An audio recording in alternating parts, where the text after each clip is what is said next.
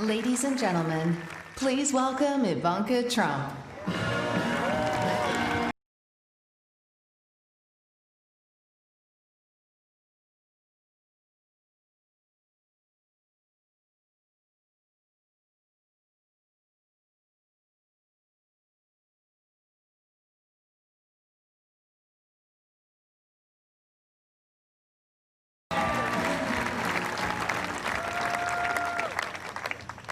Good evening. Before I begin, I want to send a special message to everyone who's been affected by Hurricane Laura. Our hearts are with you. The President will continue to support you every step of the way. And just like Americans always do, the nation will come together to help you rebuild your homes, businesses, and communities stronger and more resilient than ever before.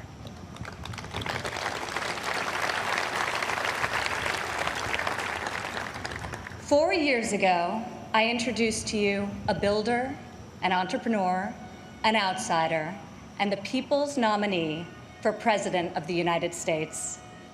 Tonight, I stand before you as the proud daughter of the people's president.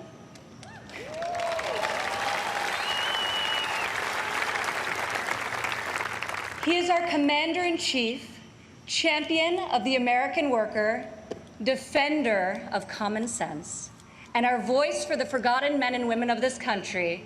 He is our president and my father, Donald J. Trump.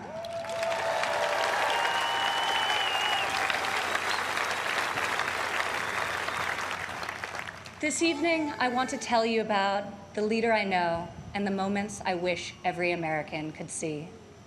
I want to tell you the story of a president who is fighting for you from dawn to midnight, when the cameras have left, the microphones are off, and the decisions really count. When Jared and I moved with our 3 young children to Washington, we didn't exactly know what we were in for, but our kids loved it from the start. My son, Joseph, promptly built Grandpa a Lego replica of the White House. The president still displays it on the mantle in the Oval Office right over there, so that he can show world leaders, just so they know he has the greatest grandchildren on earth. I agree. Over the last 4 years, we've learned a lot. I've seen in Washington it's easy for politicians to survive if they silence their convictions and skip the hard fights. I couldn't believe so many politicians actually prefer to complain about a problem rather than fix it. I was shocked to see people leave major challenges unsolved so they can blame the other side, campaign on the same issue in the next election. But Donald Trump did not come to Washington to win praise from the Beltway elites. Donald Trump came to Washington for one reason, and one reason alone: to make America great again.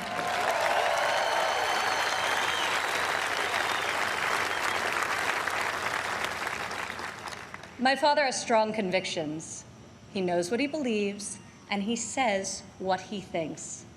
Whether you agree with him or not, you always know where he stands. I recognize that my dad's communication style is not to everyone's taste, and I know that his tweets can feel a bit unfiltered. But the results speak for themselves.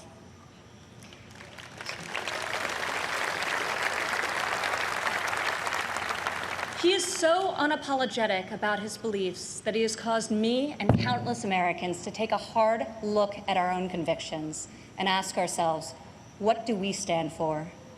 What kind of America do we want to leave for our children? I am more certain than ever before we want a future where our kids can believe in American greatness. We want a society where every child can live in a safe community and go to a great school of their choice. We want a culture where differences of opinion and debate are encouraged, not canceled, where law enforcement is respected, where our country's rich diversity is celebrated, and where people of all backgrounds, races, genders, and creeds have the chance to achieve their God-given potential. This is the future my father is working to build each and every day.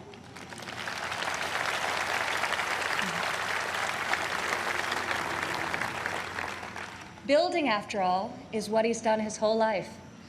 He has admired and befriended construction workers on countless job sites.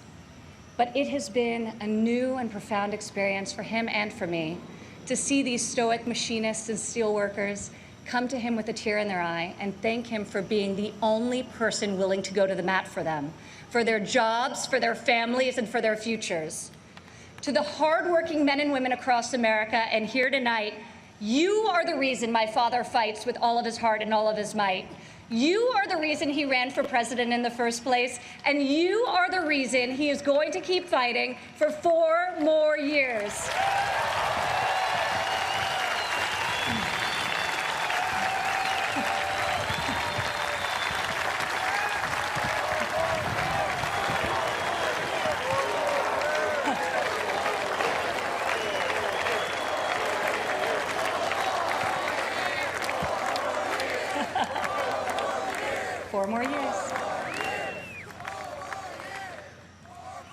I remember one evening in early February of 2018, we were in the Oval Office with my father's top economic advisors, and the president was pushing to keep the promise he made to renegotiate the bad trade deals that had gutted millions of middle-class jobs. Most of his advisors argued that the economy was so strong following our historic tax and regulatory cuts that it didn't make sense to risk rocking the boat. After the meeting, as I walked with my father back towards the residence, he said, "You know, the reason this has never been done before is because our leaders haven't had the guts. When the economy is good, they settle for good, and when things are bad, they don't have the will or ability, so they kick the can until it's someone else's problem." He was right.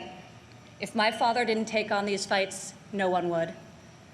In the months that followed, President Trump refused to settle for a good deal. He wanted a great deal, and ultimately, that is exactly what we got.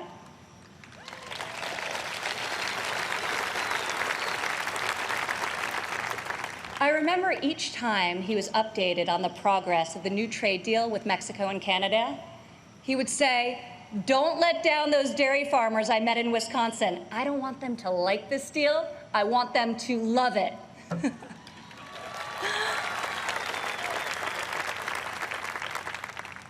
Today, in the midst of this unprecedented global pandemic, it's more clear than ever that our president was absolutely correct to take on trade when he did and bring our jobs, our factories, and our life-saving medicines back to the USA.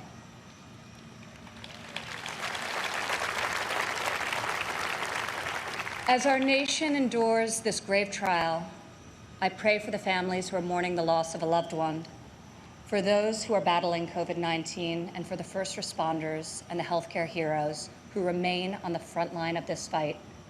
The grief, sorrow, and anxiety during this time is felt by all. I've been with my father, and I've seen the pain in his eyes when he receives updates on the lives that have been stolen by this plague.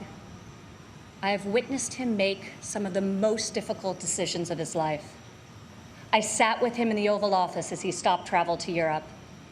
I watched him take the strongest, most inclusive economy in a lifetime, the lowest unemployment in a half century, and the highest wage increase for working families in decades, and close it down to save American lives.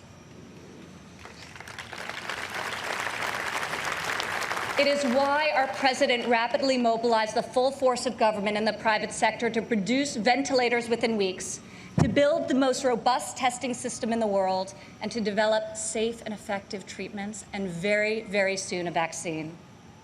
My father isn't deterred by defeatist thinkers. The word impossible, well, it only motivates him.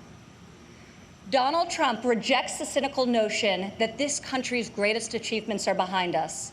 He believes that nothing is beyond our reach and that the best is yet to come.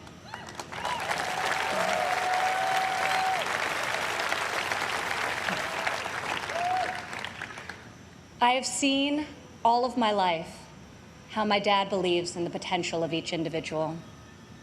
Earlier this evening, we were all inspired by the incredible testimony of Alice Johnson, a great-grandmother who was sentenced to life in prison for a first-time nonviolent drug offense.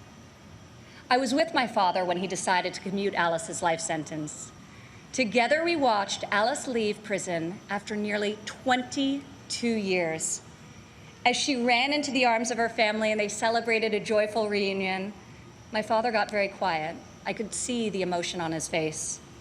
After a long silence, he looked at me and said, "Imagine how many people there are just like Alice." From that point on, he became a voice for those who had been unfairly silenced in our prison system. President Trump rectified the disparities of the 1994 Biden crime bill that disproportionately hurt African Americans. Against all odds, he brought together Republicans and Democrats and passed the most significant criminal justice reform of our generation, and we're just getting started.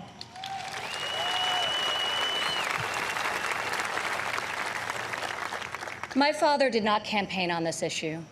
He tackled this injustice because he has a deep compassion for those who have been treated unfairly. More than rhetoric and political prose, the ability to build consensus and achieve bipartisan success will help heal our country's racial inequities and bring us forward together. President Trump is advancing the American values of work and family.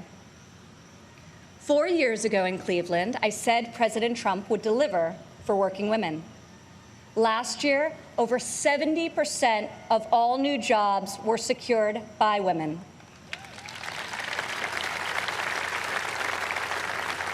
Four years ago, I told you my father would focus on making childcare affordable and accessible.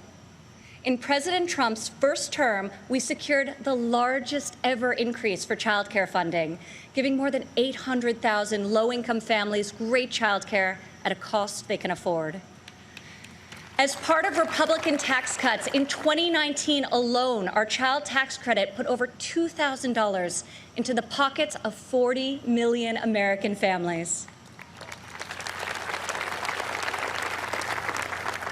Democrat politicians recently introduced a plan to increase the child tax credit. Yet when I was fighting less than 3 years ago at the president's direction to get Congress to double the child tax credit, not a single Democrat voted to pass the law.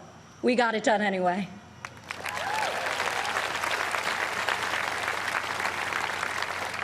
Four years ago, I promised that President Trump would support mothers in the workforce. In his first year in office, he signed into law the first ever national paid leave tax credit. Today, 8 million more Americans have access to this benefit.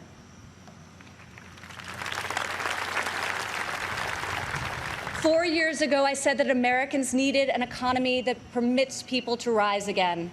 During President Trump's first 3 years in office, 72% of all new jobs went to Americans who had been outside of the workforce. 4 years ago, I told you I would fight alongside my father, and 4 years later, here I am.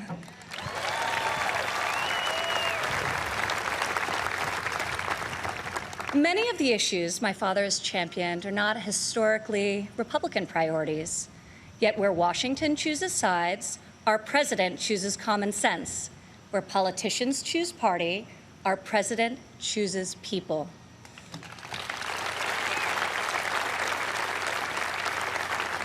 Since the day he took the oath of office, I've watched my father take on the failed policies of the past and do what no leader has done before. Recently, he took dramatic action to cut the cost of prescription drugs, despite fielding angry calls from the CEOs of nearly every major pharmaceutical company. Now, when we see attack ads paid for by Big Pharma, my dad smiles and says to me, "You know, we're doing something really right if they're hitting us so hard."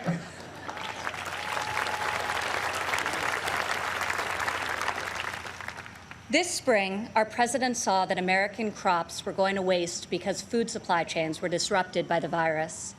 He directed Secretary Perdue and me to find a way to get this nutritious food, fresh fruit, vegetables, meat, and dairy, to families most in need.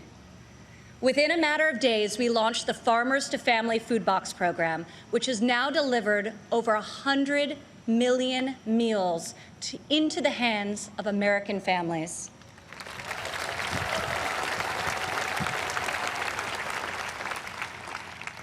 To protect the most vulnerable among us, I've worked alongside the President as he signed into law 9 pieces of legislation to combat the evil of human trafficking.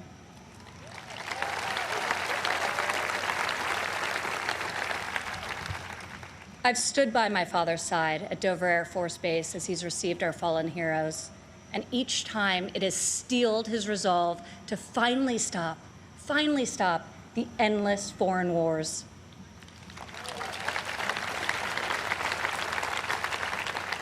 To change the paradigm in the Middle East, he took a fresh approach. I heard foreign leaders beg him not to move the American embassy to Jerusalem, yet he delivered on a promise also made and unfulfilled by past presidents because my father knew that it was the right thing to do. Defying all expectations, just weeks ago, he rewrote history again by making a peace agreement in the Middle East, the biggest breakthrough in a quarter century.